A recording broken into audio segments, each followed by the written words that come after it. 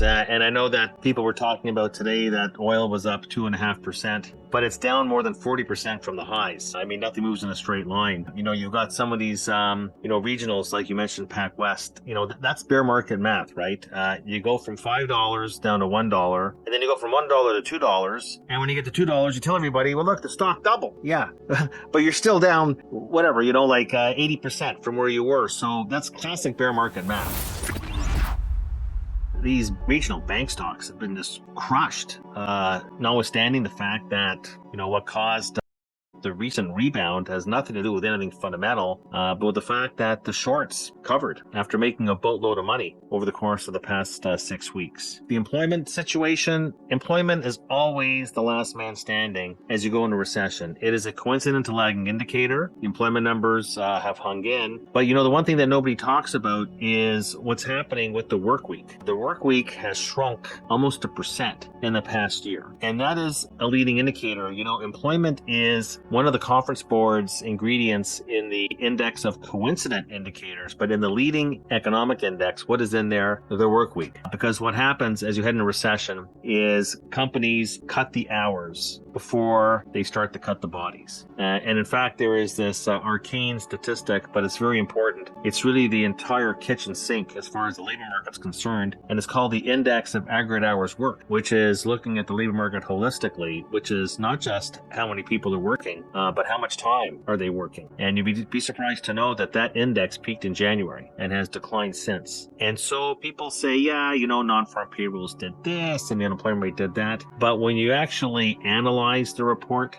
you're seeing that the leading indicators in the jobs data are actually turning down. Something else I focus on, for example, is temp agency employment, leading indicator. Temp agency employment is down 3 months in a row. And when the headhunters start chopping the heads of the people that work there, the general workforce isn't usually far behind. So you see, I spend most of my time looking at leading indicators to make sure my clients stay out of trouble.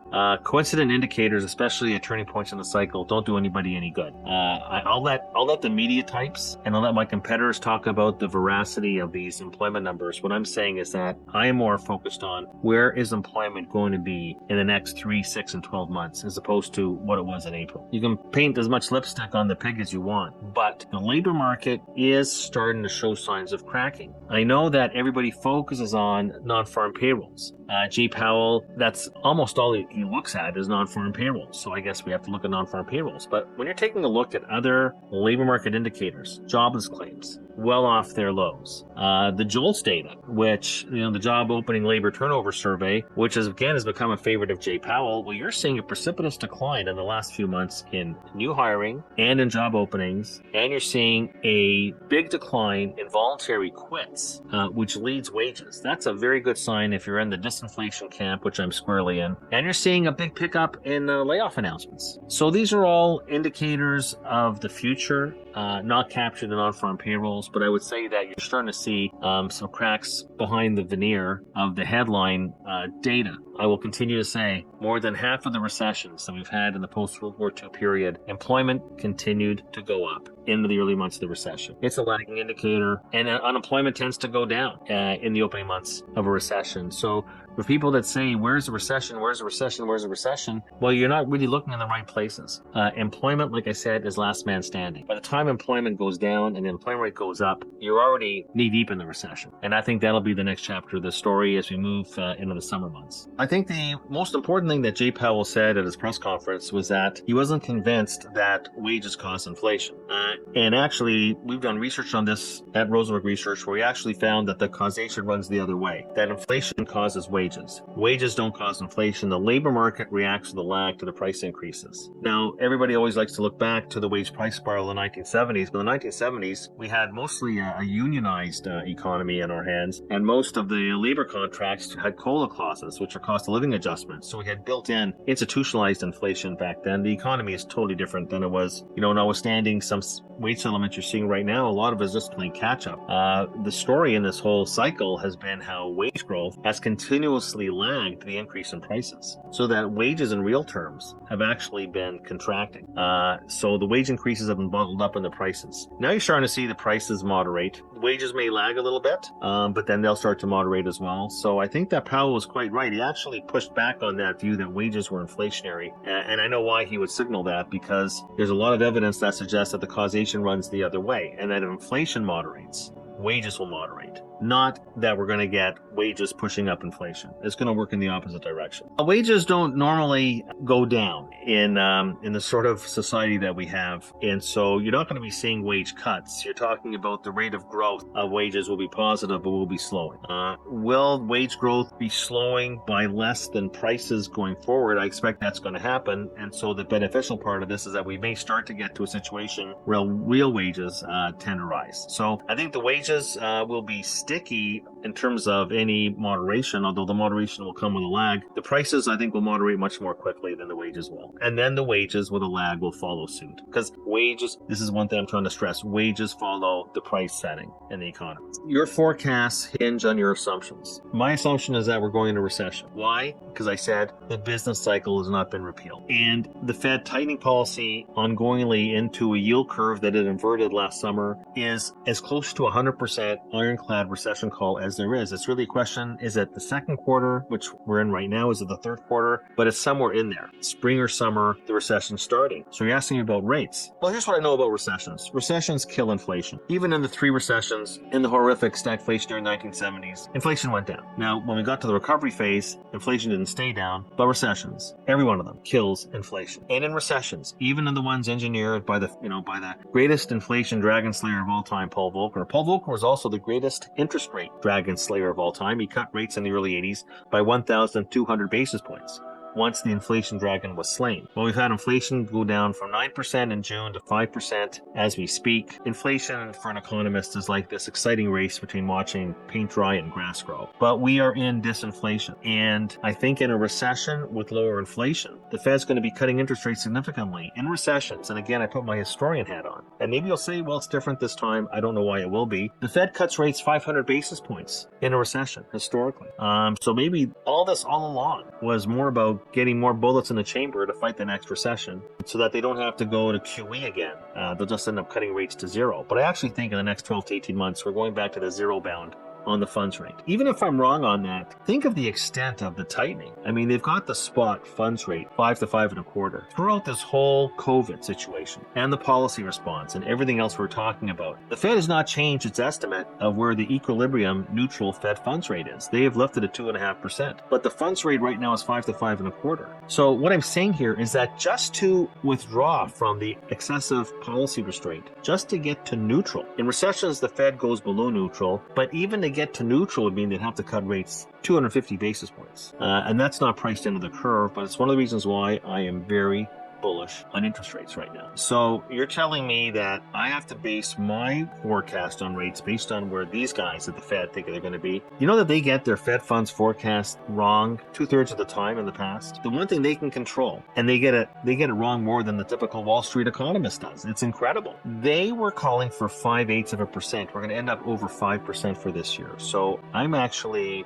going to do my own work, and I'm not going to rely on the FOMC. The FOMC right now is actually doing battle with its own Fed staff economists. At the last FOMC meeting, the one in March, the Fed staff in the minutes came out and said we're going to have a mild recession in the second half of the year. And they said that inflation and core inflation are going down to 2%, not just in 2024, but in 2025. The Fed raised rates anyways. And then the Fed raised rates again at the last meeting. And when you read the tone from the FOMC participants, they don't buy into the Fed staff forecast. But guess what? I do. So I think that, again, if we get, it doesn't matter if it's a mild recession. We had a mild recession in 2001, and look what interest rates did back then. The funds rate went from 6.5% to 1% in the context of a mild recession. So I'm in the Fed staff camp, and so I think that rates are going to come down, and the Fed will be adjusting the Fed, which adjusted its dot plots in rather dramatic form. When you go back to and we're not talking going back 5 or 10 years. This is summer 2021. The Fed basically told you we have no intention of raising rates off the floor for the foreseeable future. Oops. I mean, this is like a case of Lucy and Charlie Brown in the football. So my sense is that the Fed pivoted hawkish to hawk, and they'll pivot again dovish. So the one thing we know about Powell is that he changes his mind. And my forecast is that he'll change his mind again. When you look at all the Fed cycles historically, they typically wait 6 months. And look, sometimes you don't get a recession. Like 1995. In 94, in early 95, the Fed doubles the funds rate from 3% to 6%, and we didn't get a recession. And there might have been a recession in Mexico and Orange County, but there wasn't a recession. But the Fed still cut rates 3 times. In a soft landing, like you had for example, in 1998, when they cut rates around long-term capital and the Asian crisis. If you believe it's a soft landing, they'll cut rates 3 times. I'm thinking that even in a soft landing, if inflation comes down, they might have more room, because the one thing that you didn't mention was whether it's under Bernanke, in Yellen, or whether in 2016, or whether you're talking about Powell in 2019, those periods, the Fed did not take